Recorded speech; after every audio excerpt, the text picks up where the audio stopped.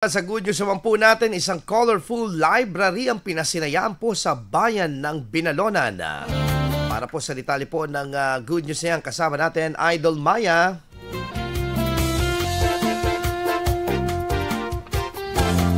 Sa gitna ng modernong panahon kung saan karamihan sa mga bata ay nakatutok sa mga gadgets, isang programa ang muling inilunsad sa bayan ng Binalonan upang muling mahikayat ang mga kabataan na bumalik sa pagbabasa ng libro.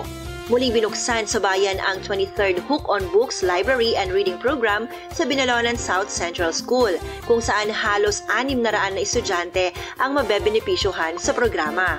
Layunin nitong muling maibalik sa mga bata ang saya ng pagbabasa ng mga libro at mahahasa ang kanilang reading and comprehension skills, imahinasyon at galing sa arts dahil na rin sa mga magagandang graphics sa libro.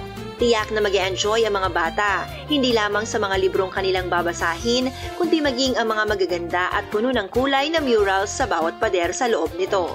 Bukas ang library para sa lahat ng mga bata na nais matuto at maging makabuluhan ang bakasyon.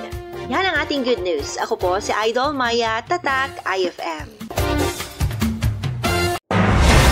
IFM News. IFM News. IFM News.